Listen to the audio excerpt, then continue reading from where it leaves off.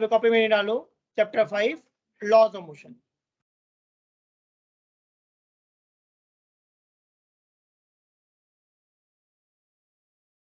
काफी ज्यादा interesting topic है, इंटरेस्टिंग चैप्टर है, ठीक है।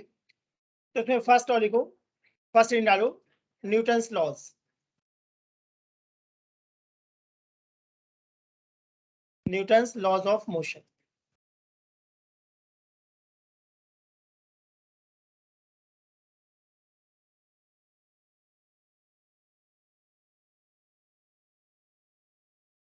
तो न्यूटन ने 3 लॉज बताए थे मोशन के। फर्स्ट लॉ का किसी को आइडिया तो बता दो मुझे।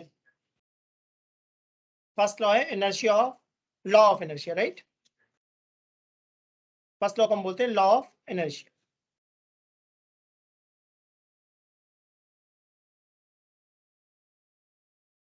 ठीक है, इसका स्टेटमेंट लिखो। If a body is at rest,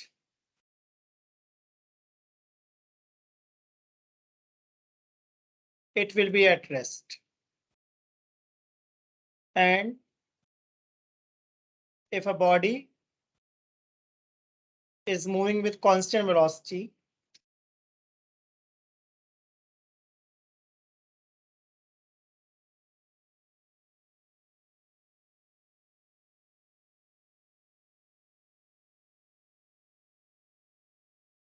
it will continue with same velocity if there is no external force.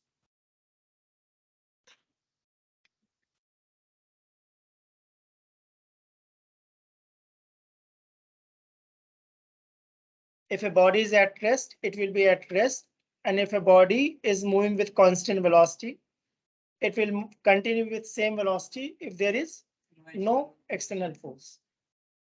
ठीक है, ये स्टेटमेंट याद करना है। इसका एग्जांपल बहुत इंटरेस्टिंग है। अगर एक कार है 50 किलोमीटर पर आवर की स्पीड से चल रही है और मैंने सडनली ब्रेक मार दिया तो क्या होगा? प्रैक्टिकली सोचो। बिल्कुल, तुम कार में बैठे हुए हो, तुम कार में पीछे बैठे हो, मैं कार चला रहा हूँ, सामने डॉग आ गया, मैंने एकदम से ब्रेक मार दी, तो तुम आगे की तरफ गिरोगे या नहीं गिरोगे? लॉजिकल बात है, हम आगे की तरफ गिर जाएंगे। सबको महसूस होता है। स्कूटी चला रहे एकदम से ब्रेक मार दिया, या बाइक चला रहे बहुत तेज ब्रेक मार दी तो पलट भी जाती है। देखा किसी ने? बाइक बहुत तेज जा रहे हो, ब्रेक मार दी, मारना नहीं चाहिए, तो बाइक क्या होती है? पलट जाती है, ऐसे टॉपल कर जाती है या स्लिप हो जाती है। इसका मतलब अगर कोई बॉडी रेस्ट पे है तो वो रेस्ट पे रहना चाहती है, मोशन से रेस्ट, अगर रेस्ट पे तो रेस्ट पे रहना चाहती है, और अगर मोशन में है तो मोशन में रहना चाहती है। मोशन से रेस्ट पे नहीं आना चाहती, या रेस्ट से मोशन में नहीं आना चाहती। अगर एक ट्रेन है जो रेलवे स्टेशन पे पहुंच रही है, तो जब ट्रेन रेलवे स्टेशन के पास पहुंचेगी तो तेज हो जाएगी या धीमी हो जाएगी? रुकनी है। अब ट्रेन अगर धीमी हुई और धीमी ट्रेन से कोई उतर गया तो उतरने के बाद रुकेगा या थोड़ा दौड़ेगा? वो थोड़ा दौड़ना पड़ेगा। अगर वो रुक जाएगा तो गिर जाएगा। ये कई बार मैंने देखा, चलती बस से लोग उतर जाते हैं, डेंजरस है, वैसा बिल्कुल नहीं करना चाहिए। ट्रेन या बस जब रुक जाए तभी उतरना चाहिए, चलती बस या ट्रेन से नहीं उतरना चाहिए। उसका रीजन क्या है कि अगर तुम बस के अंदर हो तो तुम्हें स्पीड ठीक लगती है, बट जब तुम ग्राउंड पे उतरोगे तो तुमको दौड़ना पड़ेगा। तो अगर तुम खाली हाथ हो तब तो शायद मैनेज कर लो, बट अगर तुम्हारे पास लगेज ज्यादा है तो बस से उतर गए अगर, धीमी बस से, बचेंगे या गिर जाएंगे? अगर लगेज है तब लगेज के साथ नहीं संभाल पाओगे। या ट्रेन आगे जा रही हो तुम उल्टा उतर गए, ट्रेन आगे जा रही है तुम उतरे, अगर तुम्हारा फेस ट्रेन के साथ है तो दिक्कत नहीं, बट अगर तुम उल्टी डायरेक्शन में उतर गए तो पक्का गिर जाओ। मतलब मैंने देखा हुआ ऐसा, इसलिए मैं बता रहा हूँ। जिस डायरेक्शन में ट्रेन जा रही है उसी तरह फेस करके उतर जाओ धीमी ट्रेन में, तो मैनेजेबल है। बट ट्रेन जा रही है ईस्ट की तरफ और तुम किस तरफ देख रहे हो? वेस्ट की तरफ, उतर गए ट्रेन से तो सिर जाएगा उस दिन, या फिर माइकल जैक्सन बन जाओगे। समझ में आया मैंने क्या बोला? तुमको अपने पैर उल्टे चलाने पड़ेंगे। समझ में आया? इसका मतलब बहुत मुश्किल है, बहुत मुश्किल है ये बात। अगर तुम कार में बैठे हुए हो और सडनली मैंने कार को स्टार्ट करके रेस दे दी, तो हम पीछे की तरफ गिरेंगे या नहीं गिरेंगे? Yes sir. बाइक में तो बहुत ऐसा होता है, ज्यादा रेस दे दोगे तो लोग गिर ही जाते हैं, ऐसा भी होता है। उसका रीजन क्या है?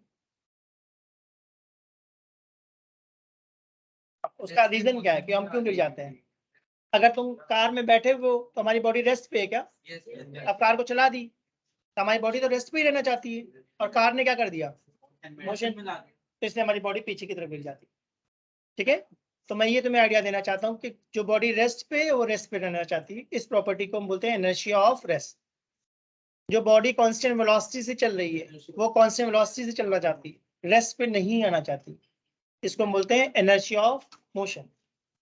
अब कार जा रही है, मैंने एकदम से लेफ्ट टर्न ले लिया, 50 किलोमीटर पर आवर की स्पीड से कार चल रही थी, मैंने लेफ्ट घुमा दी कार को, तो मतलब मान लो कि 40-30 मतलब कोई पर्टिकुलर स्पीड से लेफ्ट टर्न ले लिया, और तुम कार में पीछे बैठे हो, तो कुछ प्रॉब्लम होगी या नहीं होगी? अगर मैंने लेफ्ट टर्न लिया है तब सोचो तो क्या होने वाला तुम्हारे साथ? पहले प्रैक्टिकली सोचो, होता है ऐसा? बस में कभी देखा है? बस में वो पकड़ने वाला होता है हैंडल, और कई बार बस बहुत तेज घुमा देते हैं, देखना, कभी नोटिस करना, तो अगर, हाँ वही कहना चाह रहा हूँ, अगर तुम लोग वहाँ स्विंग वगैरह पे गए हो, स्विंग में तो बिल्कुल साफ क्लियरली दिखता है। अगर तुम लोग यार जीआईपी वगैरह में गए हो, वर्ड्स ऑफ वंडर वगैरह में, एडवेंचर आइलैंड या किसी भी अम्यूजमेंट पार्क में गए हो, तो जो उसमें स्विंग होता है मेरी गो राउंड वाला, अब उसमें मान लो 2 लोगों के बैठने की जगह है और तुम अकेले बैठे हो और हाथ तुमने ऐसे कर रखे हैं, और जब स्विंग चलेगा तो तुम फिसलोगे या नहीं फिसलोगे? और फिसलोगे, गिर भी सकते हो, तो रॉड आगे होती है क्या सामने? रॉड पकड़ने के लिए ही तो होती है, अगर रॉड नहीं पकड़ोगे तो फिसल जाओगे।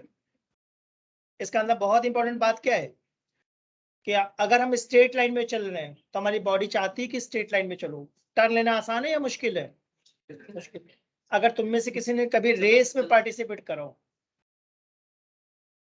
और स्ट्रेट रोड नहीं थी, रोड सर्कुलर थी, समझ में? जो रेसिंग ट्रैक होता है, नोटिस करना, और अगर तुम में से किसी ने सच में दौड़ा हो पूरी ताकत से, तो उसको बिल्कुल साफ महसूस होगा कि टर्न आने पे बहुत ज्यादा दिक्कत होती है, बहुत स्पीड स्लो करनी पड़ती है, और हाथ को भी ऐसा करना पड़ता है, मतलब हाथ से लोग कंट्रोल करते हैं उस चीज को। जैसे टाइगर है, टाइगर बहुत तेज दौड़ता है क्या? टाइगर बहुत तेज दौड़ता है। अच्छा चीता मान लो, चलो चीता बहुत तेज दौड़ता है, कोई भी मतलब एनिमल, कोई भी एनिमल है, तो जो एनिमल की टेल होती है वो उसको हेल्प करती है क्या? ये मैं बोला बैलेंस करने में, ये मैं बोलना चाह रहा हूँ। जैसे हम बहुत तेज दौड़ रहे हैं तो हम अपने हाथ से थोड़ा हेल्प लेते हैं क्या? अगर हम सामने दौड़ते हैं तब तो हम ऐसे दौड़ते हैं, बट जब टर्न लेना होता है तो नोटिस करना, हमारी बॉडी अपने आप उधर बेंड होने लगती है, तो इसका मतलब हमारे पास तो टेल नहीं है, बट एनिमल्स के पास टेल है, तो कभी उनकी रनिंग को नोटिस करना, उनके टेल से बैलेंसिंग होती है वो। तो इसका मतलब हमारी बॉडी नेचुरली किधर जाना चाहती है? स्ट्रेट लाइन, स्ट्रेट लाइन में। तो अगर स्ट्रेट लाइन से मैं डायरेक्शन बदलूंगा तो वो अपने आप बदली जाएगी या कोई फोर्स लगाना पड़ेगा? बिना फोर्स लगाए डायरेक्शन नहीं बदल सकते। तो मैं 3 बातें बोलना चाहता हूँ। जो बॉडी रेस्ट पे, वो रेस्ट पे रहना चाहती है, जिसको मैं बोलता हूँ इनर्शिया ऑफ रेस्ट। जो बॉडी कांस्टेंट वेलोसिटी से स्ट्रेट लाइन में चल रही है, कांस्टेंट वेलोसिटी समझ में आया मैं क्या बोलना चाह रहा हूँ? स्ट्रेट लाइन में चल रही है, तो उसकी स्पीड कम ज्यादा अपने आप नहीं होगी। अगर स्पीड ज्यादा या कम करना है तो तुम्हें फोर्स लगाना पड़ेगा, अगर फोर्स नहीं लगा रहे हो तो स्पीड कम ज्यादा नहीं होगी। तीसरी बात, अगर मैं डायरेक्शन बदलना चाहता हूं तो मुझे फोर्स लगाना पड़ेगा, अगर फोर्स नहीं है तो डायरेक्शन नहीं बदलेगी। यहाँ पे मैंने एक वर्ड लिखा था नो एक्सटर्नल फोर्स, तो मैं इसका भी एग्जांपल से एक्सप्लेन करता हूँ। 2 टाइप के मुझे फोर्स पता है, internal force and external force. मैं एग्जांपल दूंगा, पहचानना। कार के अंदर मैं बैठा हूँ स्टीयरिंग में, और स्टीयरिंग को पूरी ताकत से धक्का दे रहा हूँ, कार चलेगी या नहीं चलेगी? बताओ भाई सब लोग। नहीं चलेगी सर। या तुम पीछे बैठो, सीट को पूरी ताकत से धक्का दे रहे हो, करके देख लेना। सही बात है। तो तुम कार के अगर अंदर से बैठ के कार को धक्का दे रहे हो तो कुछ नहीं होना। सही बात बोली? अब तुम उतर गए, रोड पे आ गए, और अब पीछे से धक्का दिया, तो 1% थोड़ी बहुत नहीं बेटा, आराम से चलती है, बहुत आराम से चलती है। मेरी कार एक बार बीच रोड में खराब हो गई थी, मैं अकेला था, मैं उतरा, धक्का दिया, साइड हो गई। स्टेयरिंग में तो घुमाई होगी, पीछे से धक्का नहीं दिया भाई, वही साइड से ही, विंडो से ही पकड़ करके। तो मुझे भी लगता था कि 1% के धक्का देने से कार नहीं चलेगी, बट मैंने कहा नहीं, आराम से घूम जाती, आराम से हो जाता, कोई दिक्कत नहीं, करके देख लेना। इसका मतलब मैं क्या बोलना चाह रहा हूँ, क्या कार के अंदर से धक्का दोगे, अंदर से बैठ के धक्का दे रहे, साइड हो जाए, होगी नहीं होगी?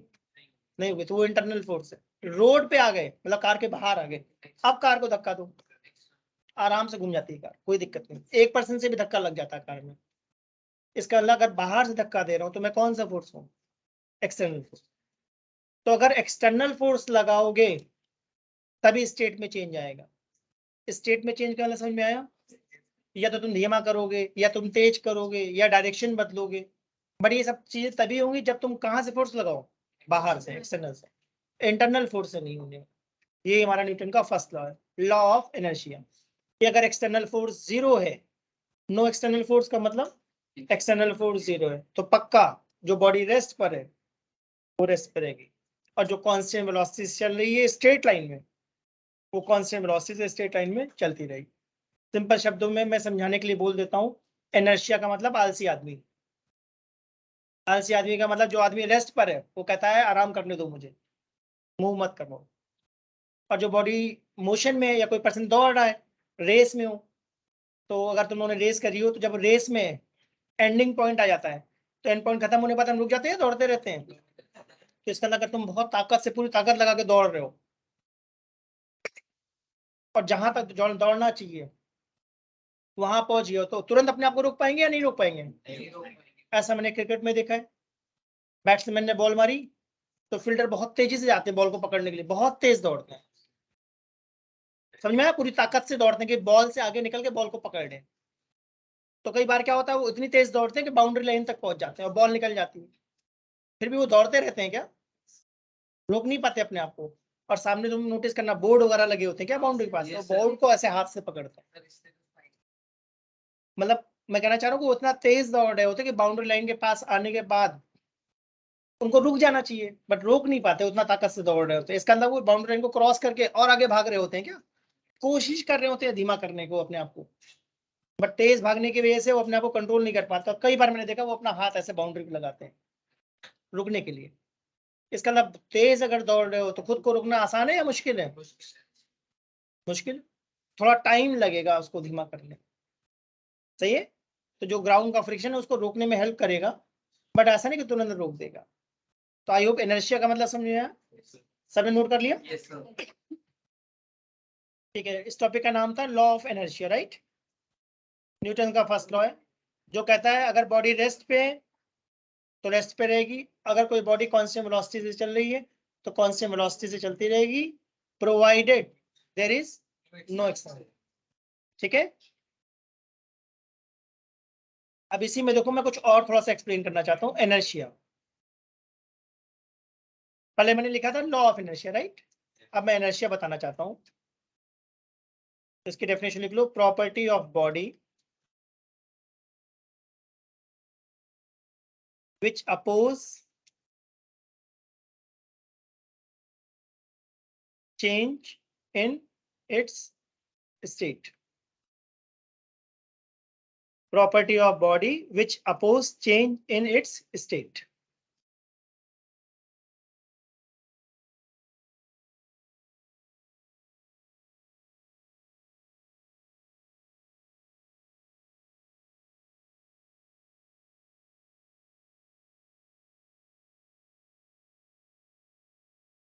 Property of body which oppose change in its state, मतलब कोई बॉडी अपनी स्टेट को चेंज करना चाहती है या नहीं करना चाहती है? नहीं करना चाहती। ठीक है, इसमें लिखो टाइप्स ऑफ इनर्शिया। फर्स्ट हमारा है इनर्शिया ऑफ रेस्ट।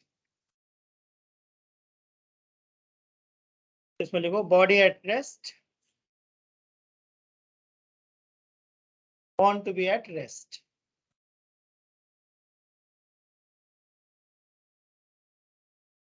मैंने कहा नहीं कि ये टीम एफर्ट है बेटा, थोड़ा मैं हेल्प कर रहा हूँ, थोड़ा तुम लोग खुद कोशिश करो, उससे ही बात बनेगी।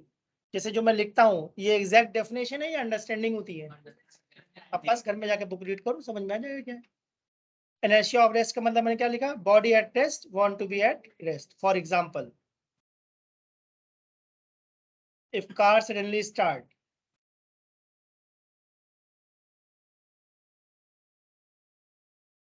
वी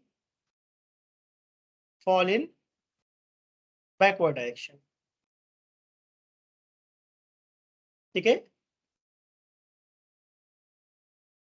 कार को सडनली स्टार्ट कर दो तो हम लोग क्या होंगे? बैकवर्ड डायरेक्शन में फॉल होंगे।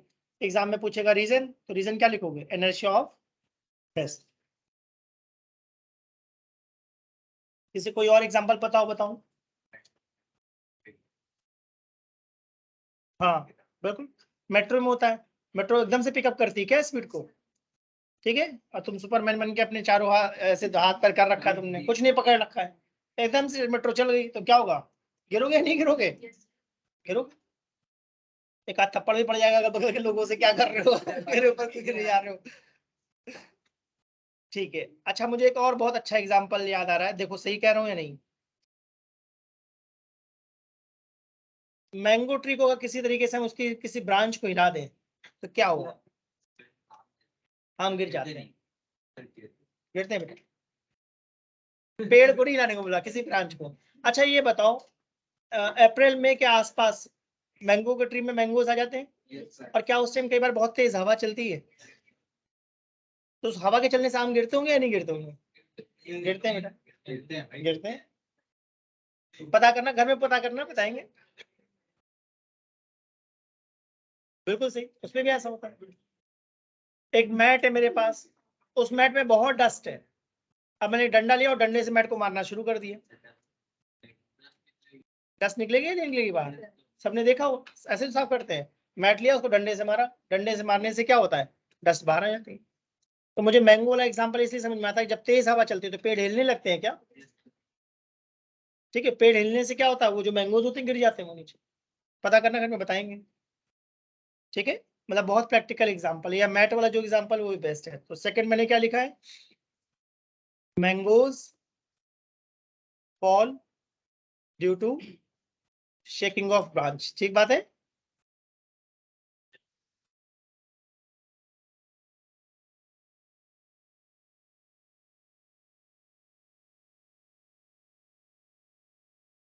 ब्रांच को हिला दो तो मैंगोज गिर जाते हैं।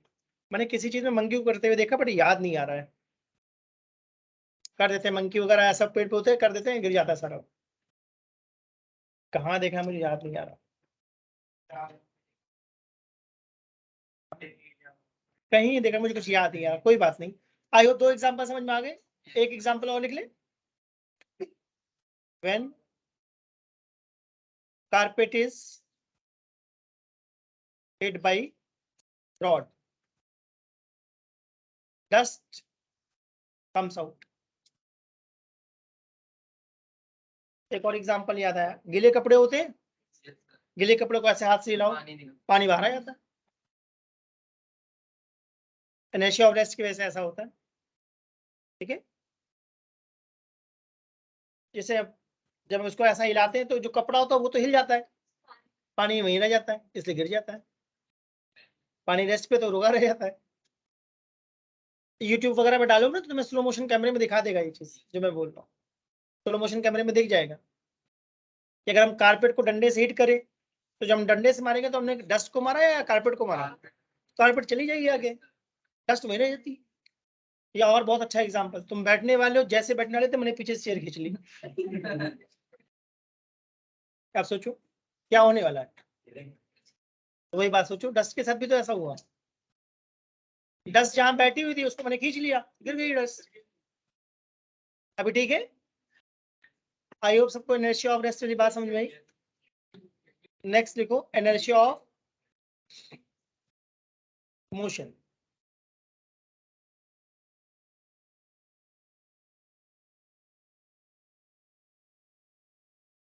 a body moving with constant velocity।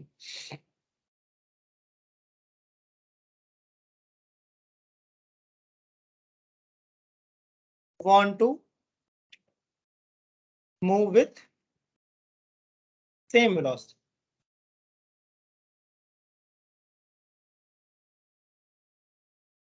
तो फर्स्ट एग्जांपल है इसका, if car suddenly stop, we fall in forward direction.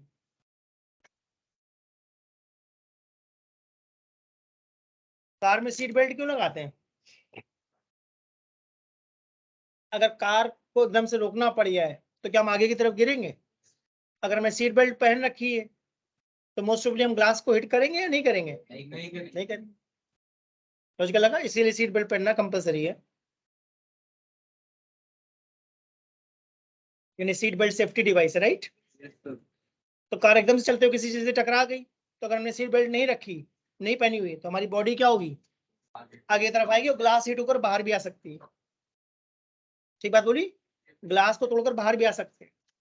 पर अगर सीट बेल्ट पहन रखी है तो काफी ज्यादा चांस है कि हम बच जाएंगे और एयर बैग भी खुल जाएंगे, राइट?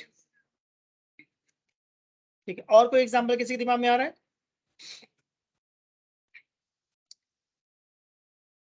रेसिंग वाला एग्जांपल ले सकते हैं। In racing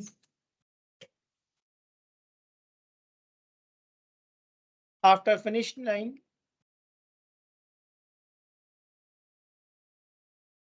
we still run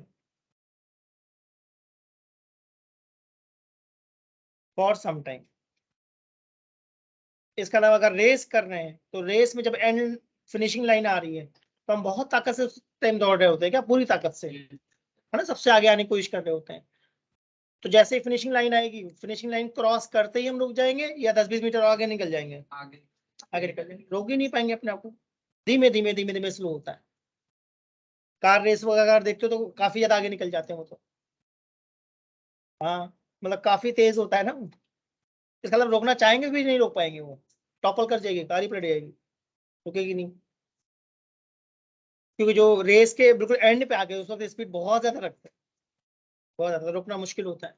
और किसी दिमाग में कोई एग्जांपल आ रहा हो?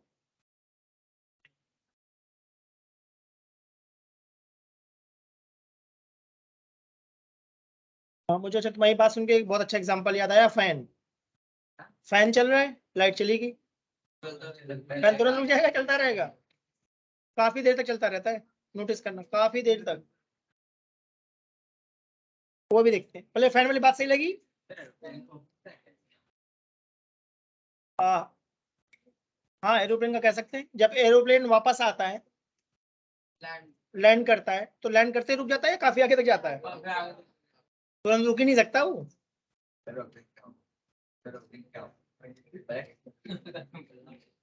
उसके व्हील वगैरह बहुत ज्यादा बढ़िया होते हैं एरोप्लेन के, बहुत अच्छी क्वालिटी के, अदरवाइज उतनी हाई स्पीड पे रुकना बहुत मुश्किल होता है।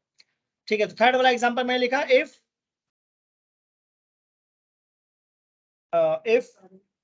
Switch off fan is of,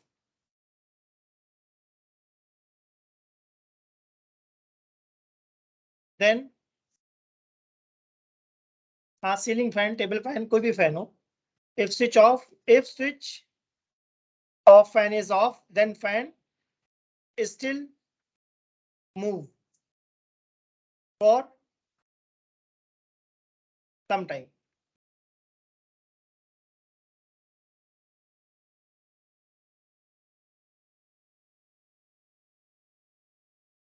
अगर इस ऑफ से कंफ्यूजन हो तो टर्न ऑफ लिख दूं, समझ जाओगे मैं क्या करना चाह रहा हूँ। नॉर्मली हम ऑन ऑफ ही तो कहते हैं, फैन को ऑन कर दो, ऑफ कर दो। तो अगर फैन को ऑफ कर देंगे तो फैन तुरंत रुकेगा, काफी देर तक घूमता रहता है due to inertia of motion. या साइकिल चला रहे, पूरी ताकत से साइकिल चला रहे, फिर पेडल मारना बंद कर दिया, फिर भी काफी दूर तक चलती रहती है। हाँ, मतलब काफी दूर तक चलती रहती है।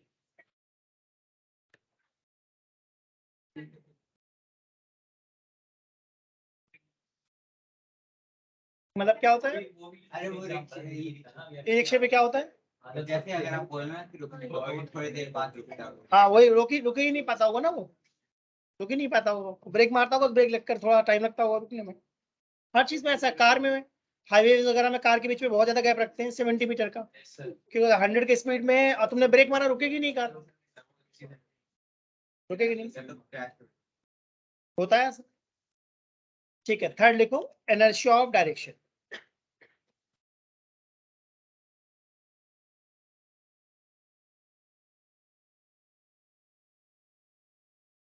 इनर्शिया ऑफ डायरेक्शन,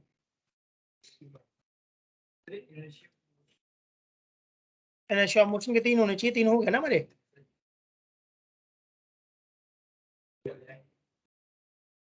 एक ग्लास में पानी भरा है, चम्मच डाल के तुमने पानी को घुमा दिया, 1 मिनट बाद चम्मच निकाल लो, पानी रुक जाएगा, घूमता रहेगा?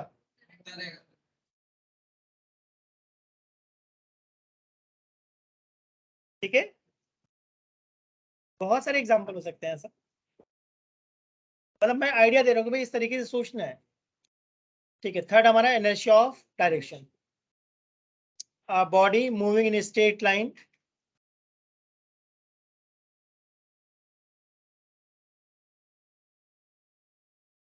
a body moving in a straight line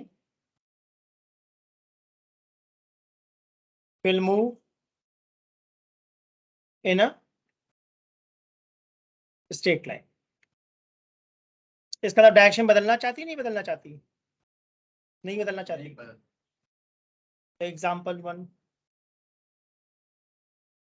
एक रोप लिया और उसमें एक स्टोन बांध दिया और सर्कल में घुमा दिया, हो सकता है ऐसा?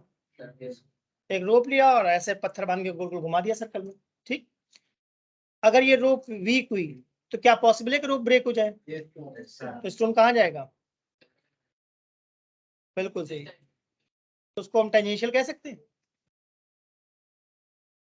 दूसरा, इस बात को सुन के मेरे दिमाग में एक बहुत अच्छा एग्जांपल याद आया, मड गार्ड। मड गार्ड समझते हो? साइकिल चलाते हैं हम लोग, तो टायर के ऊपर कुछ लगा होता है, अब निकाल दिया तुमने कि बेकार चीज हटाओ, लगा ही नहीं है, बारिश में चलाया हुआ है, कुछ होता है? अच्छा, टायर के ऊपर मडगार्ड इसलिए लगाते हैं क्योंकि जब बारिश में चलाते हैं तो बारिश में रोड में पानी होता है, कीचड़ होता है, तो जब तुम चलाओगे तो, सुनना बेटा सुनना, तेज अगर साइकिल चलाओगे तो क्या साइकिल के टायर में डस्ट और कीचड़ लगता जा रहा है, अब वो चिपका रहेगा या फेंकेगा पीछे की तरफ? अगर उसको सीख देखना है ना तो क्या करो, स्कूटी को खड़ा करो पानी में, जाके चलो रेस दे दो खड़े करके और पीछे खड़े हो जाना, ठीक है ना? तो क्या होगा, जब वो टायर चलेगा तो बहुत सारा कीचड़ पीछे फेंकेगा क्या? तो मडगार्ड का काम क्या है? मडगार्ड का काम क्या है कि जो टायर से डस्ट निकल रही है या जो वाटर निकल रहा है उसको बाहर आने दे या रोक ले? मडगार्ड को अंदर से देखना, बहुत मिट्टी लगी होगी, ऐसा मेरे साथ एक बार हो चुका है। मैं कार चला रहा था, अभी कुछ टाइम पहले ही हुआ, बारिश हुई थी और जहां पर मुझे कार ले जाना था वहां पर थोड़ा सा एलिवेटेड था वो, तो एलिवेटेड में कार आराम से चल जाती है, थोड़ा कोशिश करनी पड़ती है, तो मैंने एक बार कोशिश करी, नहीं चढ़ी, तो दूसरी बार मैंने ज्यादा पावर दी, तो जब ज्यादा पावर दी तो टायर क्या हुआ, पीछे वाला कार का बहुत तेजी से घूमा और जितने लोग पीछे थे मुझे तो पता भी नहीं चला, मैं तो निकल गया आगे, आगे आगे किसी ने मुझे बताया, अरे भाई साहब आपने क्या करा? मैं क्या करा? मुझे नहीं पता चला ना, तो कार किस क्या हुआ, कार का टायर बहुत तेजी से फिसला होगा और कीचड़ पूरा पीछे चला गया होगा। अरे सर मैं अभी चला रहा था साइड में ही रिक्शा वाले के अंदर सारे पैसेंजर पी गए। हाँ मतलब हो जाता है ऐसा, तो इंटेंशन ही नहीं कर रहा, गलती से हो गया, तो मैंने उसे सॉरी बोला कि भाई गलती से हो गया, मुझे पता ही नहीं चला। तो मडगार्ड का काम समझ में आ गया ना? मडगार्ड क्या करता है, जो वाटर है या जो डस्ट है उसको बाहर नहीं आने देगा, मड को बाहर नहीं आने देगा, तो लिख दूं मडगार्ड प्रोटेक्ट फ्रॉम मड। और किसी दिमाग में कोई एग्जांपल आ रहा है बताओ? If car suddenly take a left turn, बताओ भाई क्या हुआ? हाँ, then we fall towards right side, car को सडनली घुमा दो तो हम लेफ्ट की तरफ गिरेंगे या राइट की तरफ? राइट की तरफ, नोटिस करना कभी।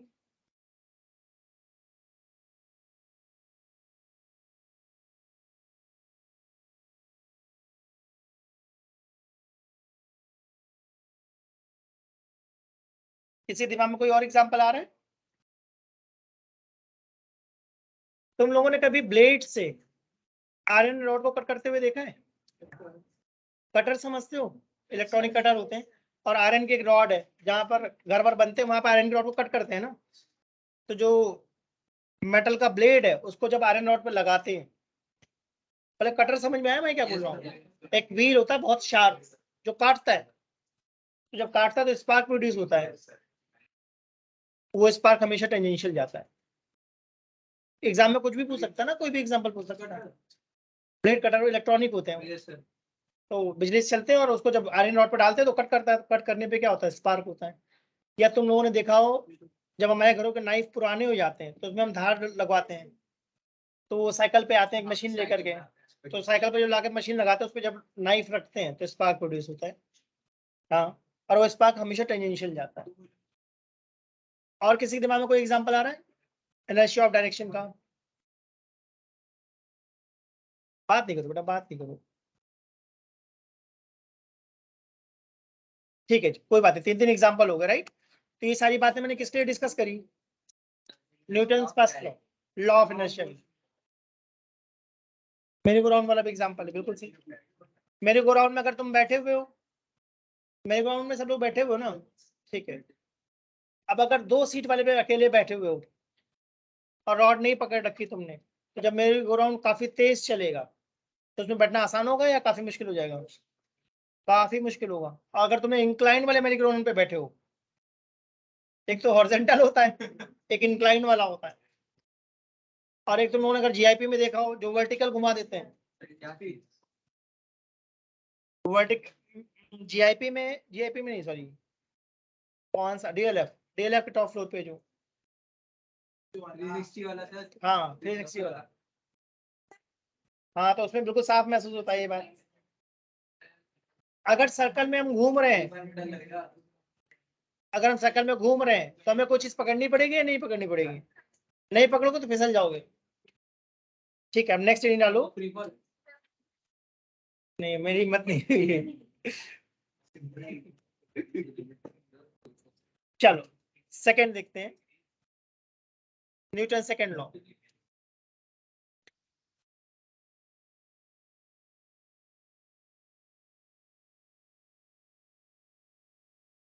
इस पे वेरी इंपॉर्टेंट लिखना, Newton second law of motion.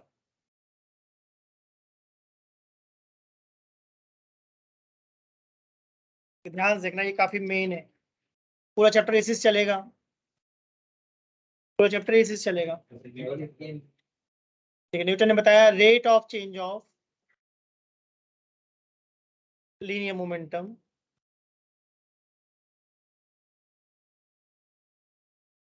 rate of change of linear momentum is directly proportional to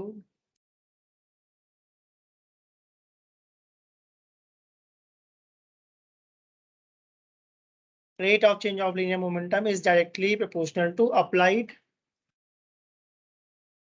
external force।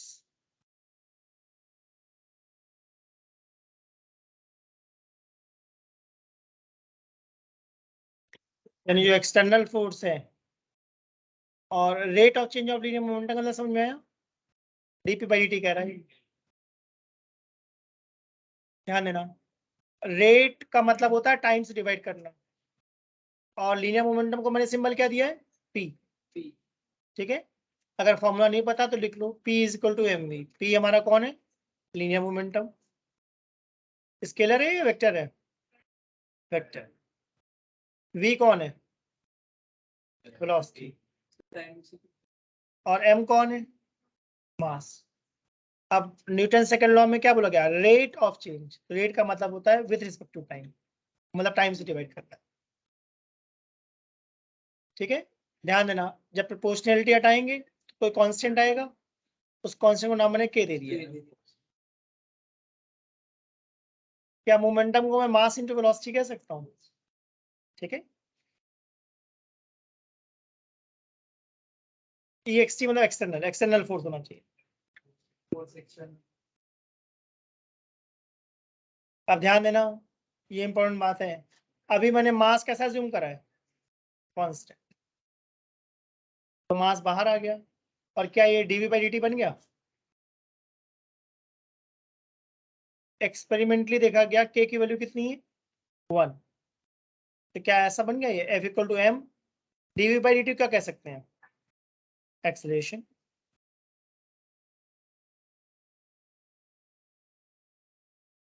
जो हमारा फॉर्मूला है F = m है, ये सिर्फ और सिर्फ कब लगेगा? जब मास कांस्टेंट है। वेरिएबल में मत लगाना, गलत हो जाएगा। उसका अलग फॉर्मूला है, वो सिखाऊंगा मैं। अभी F = m में मैंने बहुत क्लियरली बोला है, ये फॉर्मूला सिर्फ और सिर्फ तभी लगाना जब मास क्या हो?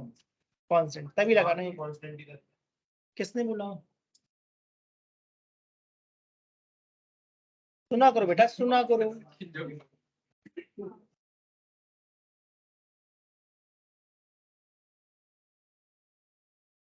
तभी कहता हूँ 10th से बाहर आओ। अब 10th से बाहर आओ, 11th की दुनिया में आ जाओ।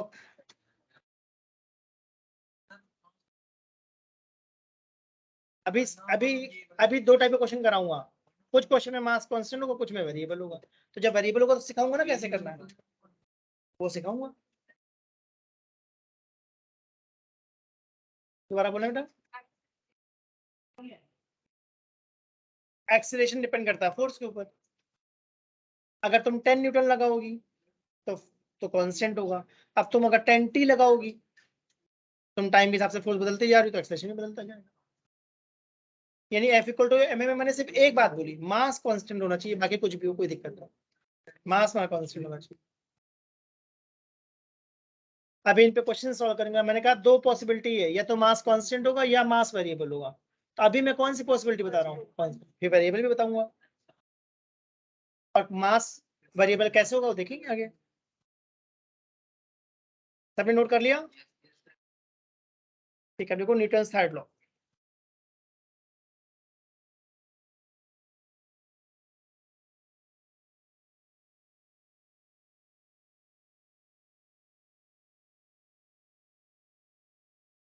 Newton's third law of motion. ठीक है। To every action there is always, बढ़िया, there is always equal and opposite reaction.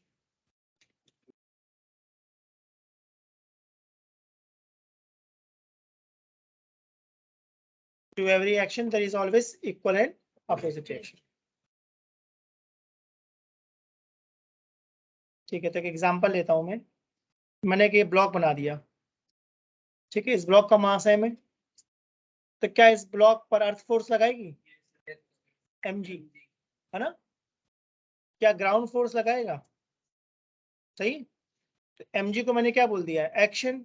और जो ग्राउंड फोर्स लगा रहा है, फोर्स लगा रहा है, वो हमारा है रिएक्शन। नॉर्मल रिएक्शन बोलता हूँ मैं इसको, ठीक है। n का मतलब है नॉर्मल रिएक्शन। तो मेरा पहला क्वेश्चन है, एक्शन और रिएक्शन में पहले कौन लगता है? पहले एक्शन फिर रिएक्शन, या कुछ और? ये तो बिल्कुल नहीं होता, दोनों एक साथ होते हैं। तो पहला बात लिखो नोट में, action and reaction act at same time. नहीं, एग्जाम में क्वेश्चन पूछेगा ना एक्शन और रिएक्शन कौन पहले लगता है, तो साइमल्टेनियस समझते हो? साइमल्टेनियस होते हैं, ऐसा नहीं कि पहले एक्शन होगा फिर रिएक्शन होगा, सेम टाइम पे लगते हैं, एक साथ। मतलब action and reaction are simultaneous. तो अगर एक्शन 100 न्यूटन है तो रिएक्शन -100 न्यूटन है, तो कैंसल आउट होंगे या नहीं होंगे? बिल्कुल नहीं होंगे। इक्वल भी करता है, इक्वल। बोल तो रहा हूँ, एग्जाम में ऐसे क्वेश्चन पूछेगा वो। क्या? Action and reaction never cancel out. क्या हो रहा है? बताऊंगा ना बेटा, रीजन भी तो बताऊंगा मैं जब क्वेश्चन पूछ रहा हूँ तो। Action and reaction never cancel out because they act on different bodies.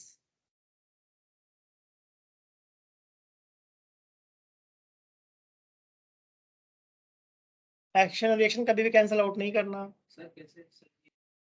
देखते हैं, जैसे mg है, जो ब्लॉक है ना? क्या ब्लॉक mg फोर्स लगा रहा है? किस पे? ग्राउंड पे। क्या ग्राउंड एन फोर्स लगा रहा है? किस पर? ब्लॉक पर, या जो भी है, ब्लॉक मान लिया मैंने, बुक मान ली। तो एक्शन किस पर है इस डायग्राम में? ग्राउंड पर। लिख देता हूँ, एक्शन कहाँ है? Action on ground. और रिएक्शन कहाँ है? Reaction on block. तो सेम बॉडी पे या अलग बॉडी पर है?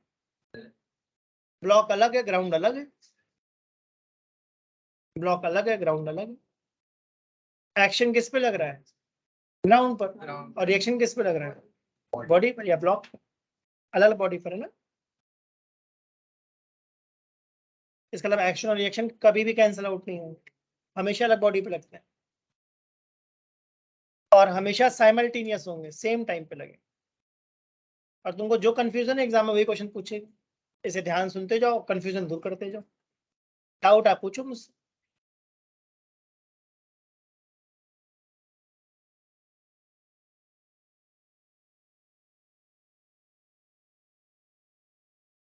आयो क्लियर हुआ सबको? ठीक है, आप सब लोग हेडिंग डालना एट वुड मशीन, इस पे वेरी इंपॉर्टेंट लगाना, एट वुड मशीन।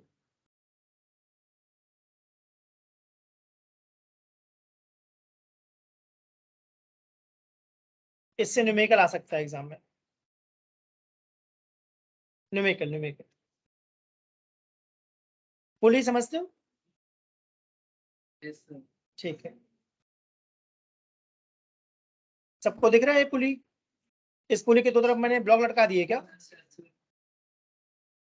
एक सपोज कितने केजी का है? 4 kg का, और एक ले लेते हैं हम 6 kg। ठीक है ना। इसमें टेंशन। अब सुन लो बड़ा ध्यान से, एट वुड मशीन में मैंने बहुत क्लियरली बोला, जब भी तुमको रोप दिखे तो रोप के अंदर एक फोर्स लगता है जिसको हम लोग क्या बोलते हैं? टेंशन। और टेंशन हमेशा होता है ऑलवेज अवे फ्रॉम बॉडी। ध्यान देना, नहीं बाद में तुमको बहुत ज्यादा कंफ्यूजन होगी।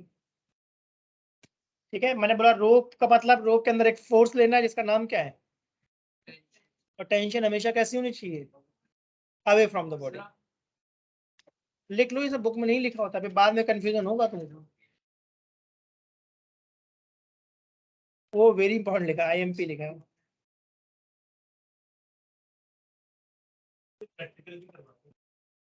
ठीक है बेटा, वो मेरा कंसर्न नहीं है।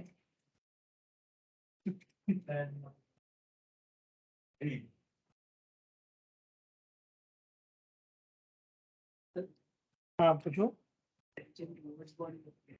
किसने बताया?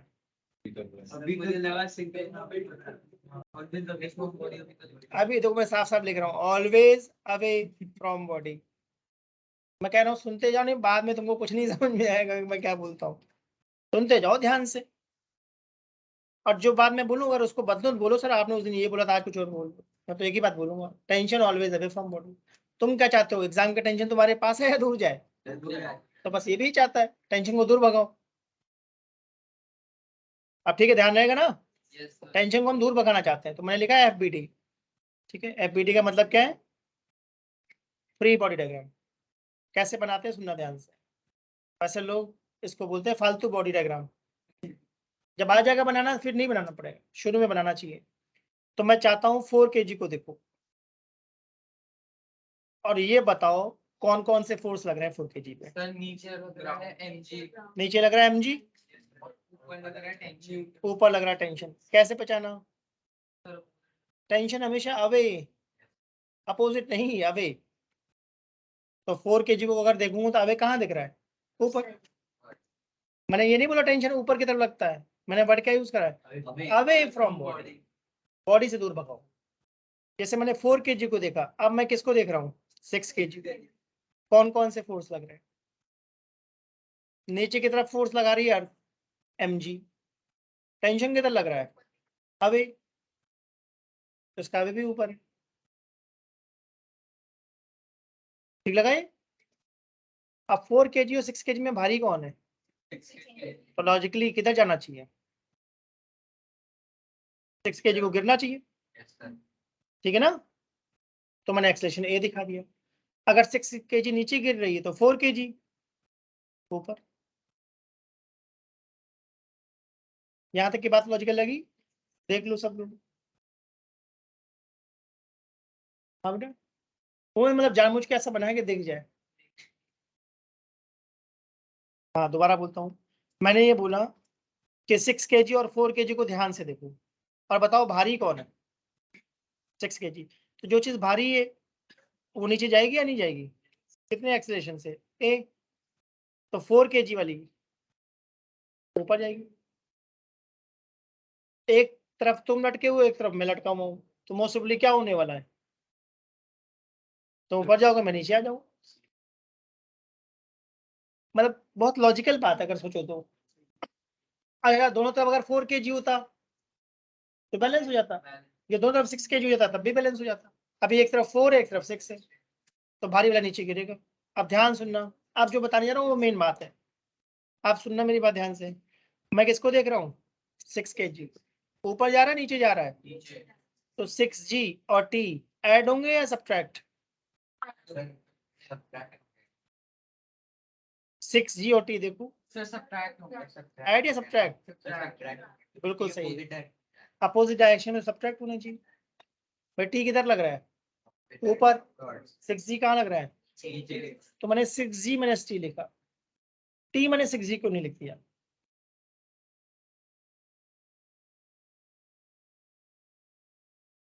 सिक्स kg वाली बॉडी किधर जा रही है? तो जिधर जाएगी वही तो ज्यादा होगा, समझो बात को। अगर 6 kg वाली बॉडी नीचे जा रही है तो क्यों जा रही है नीचे? क्योंकि टेंशन ज्यादा है या mg ज्यादा है? mg ज्यादा है। और ऐड करूंगा या सब्ट्रैक्ट?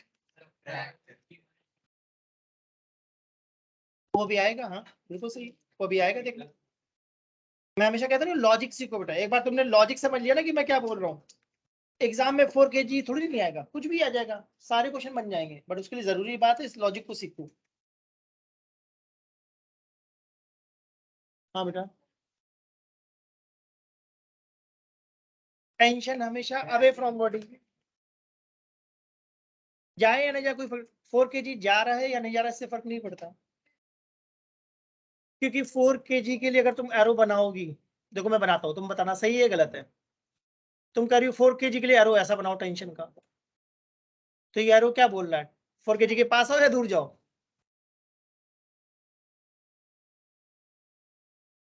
मैंने एक बहुत सिंपल सा तरीका लिखा, टेंशन का मतलब है always away from body. Body आ रही है, जा रही है, रेस्ट पे कोई फर्क नहीं पड़ता।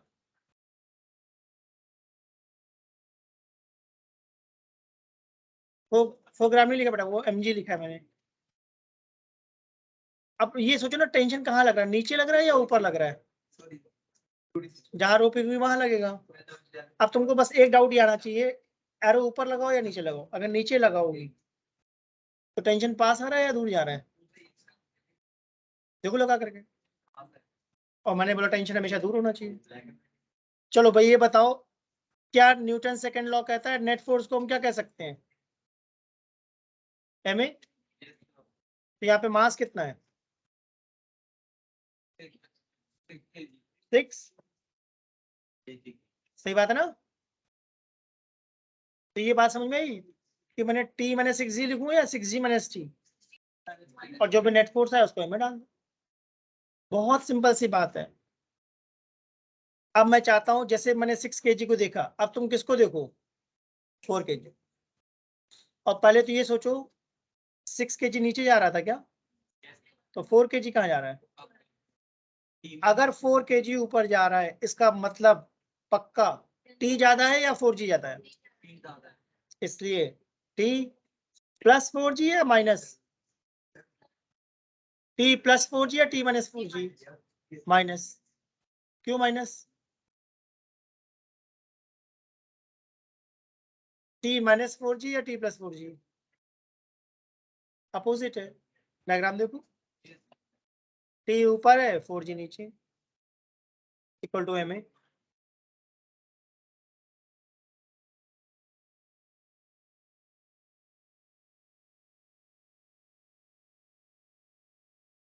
कभी नहीं।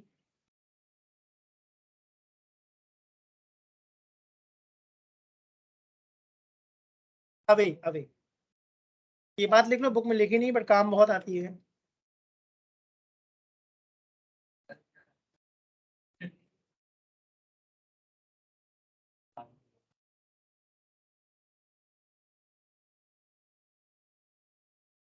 चलो भाई अब क्या करेंगे, फर्स्ट और सेकंड क्वेश्चन को देखो।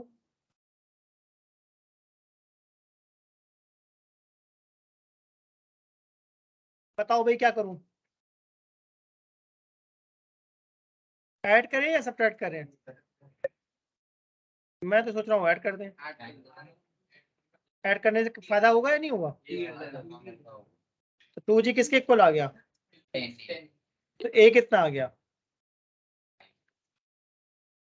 मुझे तो लगता है 2 आ गया।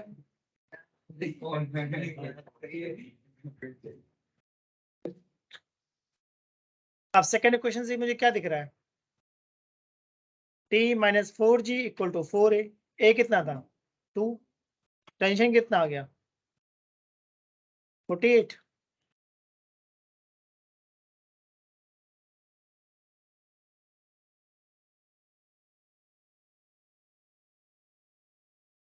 सेवन रहती टेंशन।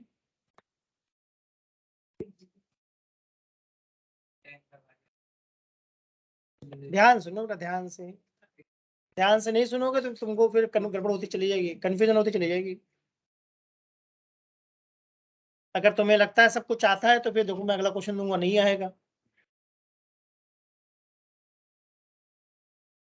नहीं,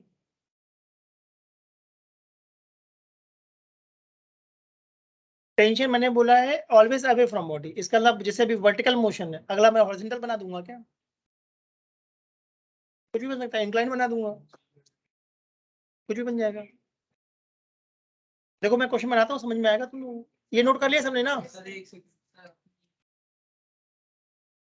फर्स्ट सेकंड क्वेश्चन में डाल दिया कि वैल्यू, सेकंड या फर्स्ट किसी में डाल दो।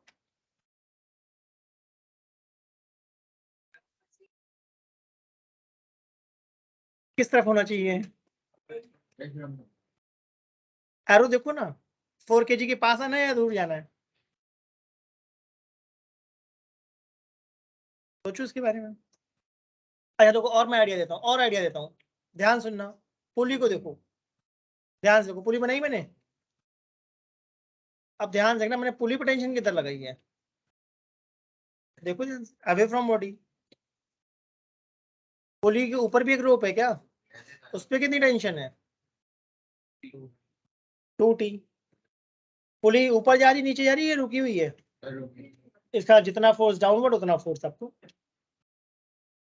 तो अगर एग्जाम में पुली में टेंशन पूछेगा ऊपर वाले में, तो 2t लिखूंगा मैं।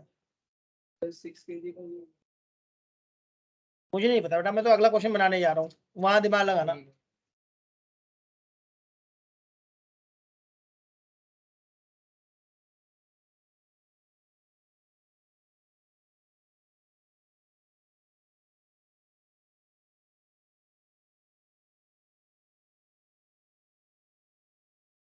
चलो भाई ये क्वेश्चन सॉल्व करो तुम लोग। इसमें तुम्हें टेंशन और एक्सेलेरेशन निकालना है, और ये इस चैप्टर का बहुत ही आसान क्वेश्चन और एग्जाम में आता है। सॉल्व करो, ये मत सोचो अगर वो क्वेश्चन गलत है, सोच के बनाया जाता है। तो क्या निकालना है? टेंशन और एक्सेलेरेशन किसी भी निकाल लो, एक ही बात है, एक ही बात है, टेंशन एक्सेलेरेशन दोनों सेम है। मैंने 5 kg जानबूझ के लिखा है, जानबूझ करके तुम गलती करो उसमें, एग्जाम में ऐसे क्वेश्चन तो डालते हैं।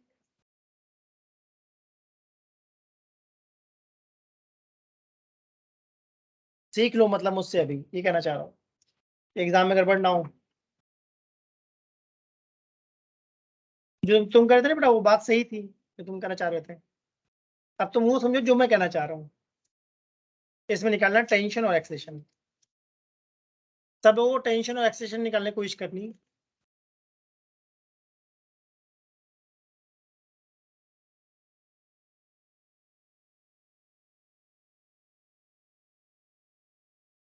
एक साइड मैंने 10 kg, दूसरी साइड 5 kg को कनेक्ट करा और फिर छोड़ दिया, तो नीचे कौन गिरेगा? 10 kg, और ऊपर कौन जाएगा? सर आप मत करो। नहीं, मैं बस इतना आइडिया दे रहा हूँ। अब सॉल्व करके देखो इसको।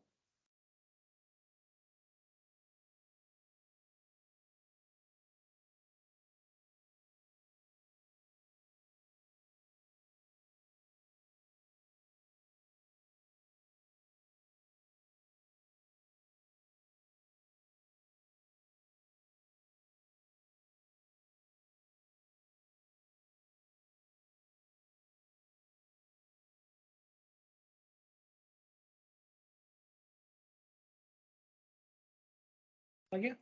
कितना आया? G/3 G/3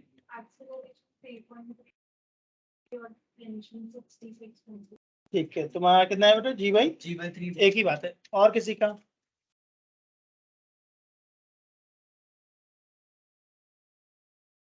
एग्जाम में तो क्वेश्चन आएगा इसमें।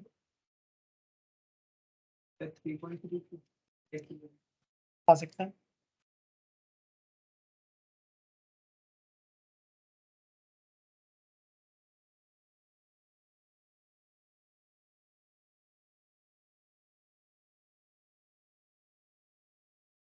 तो टेंशन आ रहा है 20 G/3 आ सकता है। मैं चाहता हूँ ट्राई करो सब लोग। अगर आंसर आया तो बहुत अच्छी बात, नहीं आया तो मेरा सोल्यूशन देखना। मैं ट्राई करूँ, क्योंकि 10 दिन बाद एग्जाम में तो ये आएगा।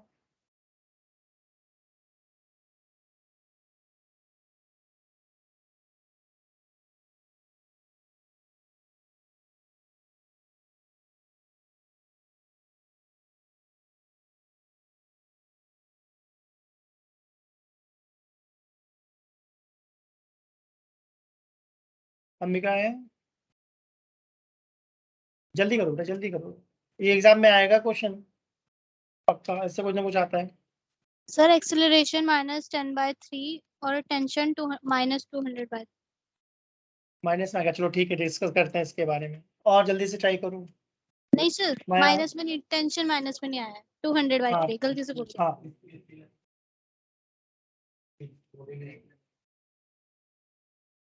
जिस टाइम छोड़ेंगे उस टाइम तो कुछ भी हो सकता है। छोड़ने के बाद 10 kg नीचे गिरेगा और 5 kg ऊपर जाएगा।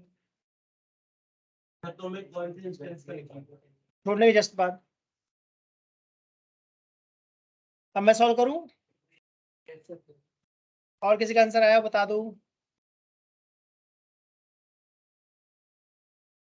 ये लावण्य तुम्हारा आंसर था, किसका था ये? यस सर, मेरा ही था। ठीक है बेटा, और लोग बताओ। आदित्य?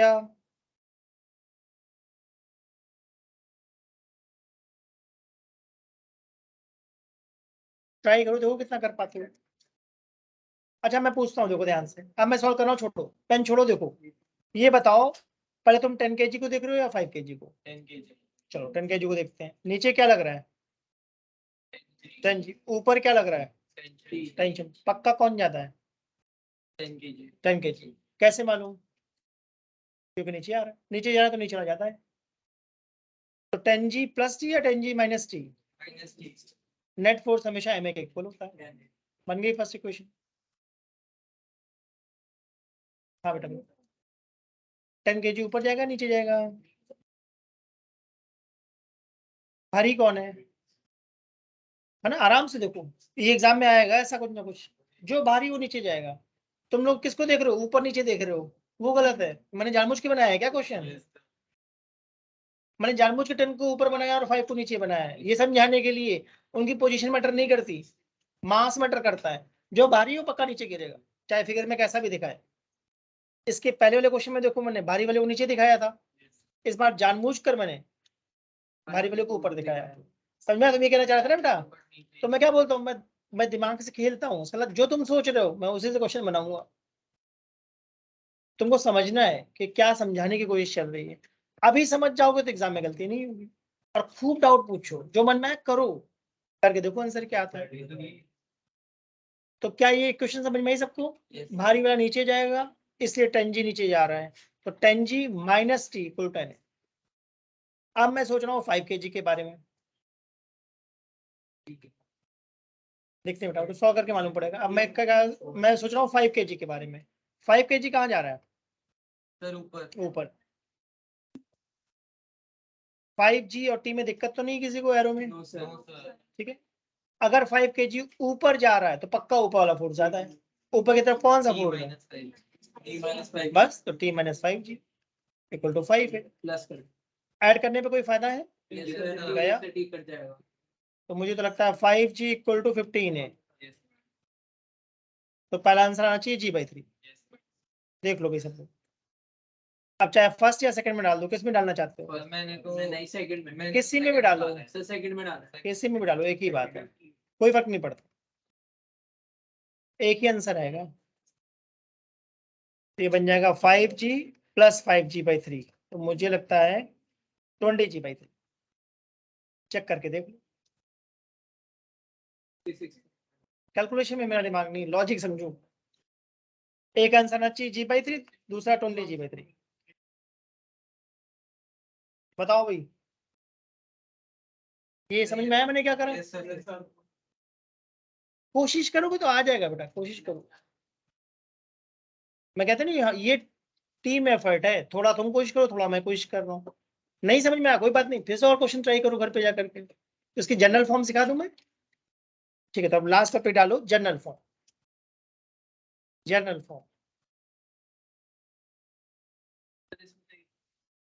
नहीं, बहुत सारे बनते हैं। अभी तो एक पुली, 2-3 पुली भी तो ले सकते हैं, 4-5 मास भी तो ले सकते हैं, ऐसे ही है।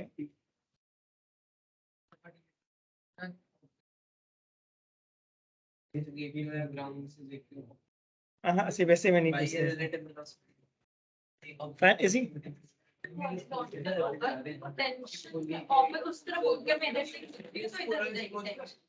अवे फ्रॉम बॉडी, बेटा किधर से भी खींचो कोई फर्क नहीं पड़ता, बॉडी से दो। अच्छा, एक क्लास वेट करो, वेटने से तुम्हारा सारा डाउट दूर हो जाएगा, ठीक है? अभी आज मैंने कौन सा केस पढ़ाया, तो अगली क्लास में क्या पढ़ाऊंगा, थोड़ा वेट करो। अब देखो सब लोग देखो, किसको भारी लेना चाहते हो, M1 या M2? किसी को भी ले सकते हो, तुम्हारी मर्जी, बताओ। किसी को भी ले सकते हो, M1 ले। चलो M1 ले लिया, कोई बात नहीं। M1 हमारा स्टोन है, M2 कॉटन है। अब ठीक है, पहले तो डायग्राम देखो, क्या ये फ्री बॉडी डायग्राम समझ में आ रहा है? मतलब टेंशन और फोर्स कैसे लगा रहा हूँ। कौन गिरेगा नीचे? गिरा दूं नीचे, तो M2 कहाँ जाएगा? चलो M1 की इक्वेशन बताओ, क्या लिखूं? M1 की M1A। नीचे जा रहा है तो नीचे चला जाता है, M1G minus T equal to M1A। अब M2 को देखो, T minus M2 equal to M2A। सही है? Yes, sir. अगर दोनों को ऐड कर दूं, कुछ कॉमन तो नहीं है? कुछ कॉमन दिखा? Yes, sir. A कितना आ गया?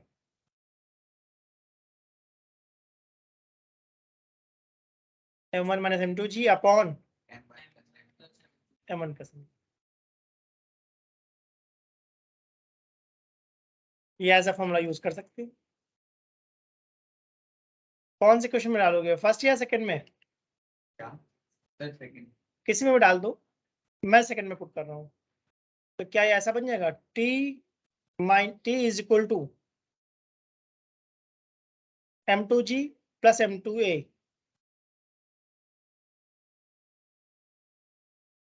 कुछ कॉमन है क्या? मुझे तो लगता है M2G कॉमन ले लो।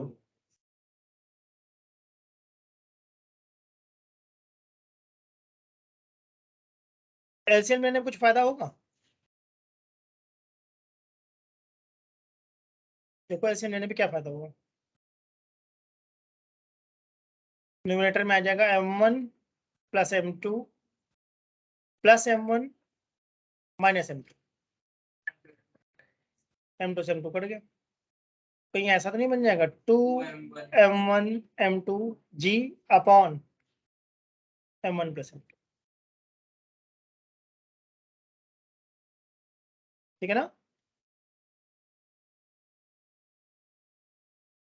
और सपोज अंडरस्टैंडिंग नहीं आ रही तो कोई बात नहीं, नेक्स्ट क्लास में फिर से इस पे और क्वेश्चन करा दूंगा। तो आप जितना क्वेश्चन करोगे उतना क्लैरिटी आएगी, बट बेसिक एक ही बात मैंने सिखाई है, tension is always away from body. Upward downward ये सब कुछ नहीं बोला मैंने, बॉडी से दूर लगाना है, दैट्स इट। और ऐसा क्वेश्चन एग्जाम में पक्का आएगा 100%, 3 मार्क्स में।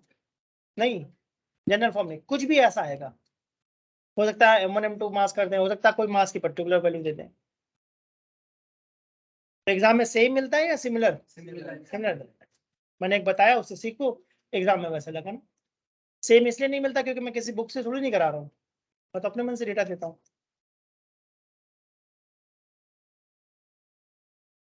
ठीक है, नोट कर लो। आई होप न्यूटन के लॉ समझ में आ गए। फर्स्ट लॉ कहता है लॉ ऑफ इनर्शिया, सेकंड कहता है F is equal to ma।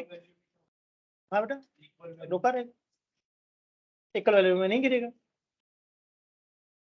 Third law कहता है एक्शन और रिएक्शन कैसे है, इक्वल एंड अपोजिट, साइमल्टेनियस है, एक साथ लगेंगे, आगे पीछे नहीं लगेंगे, और कभी भी कैंसल आउट नहीं होंगे। उसका रीजन बताया मैंने, एक्शन ग्राउंड पे था तो रिएक्शन ब्लॉक पे था, यानी एक्शन और रिएक्शन अलग अलग बॉडीज पे लगते हैं। ठीक है, इतना करो बेटा, हो गया।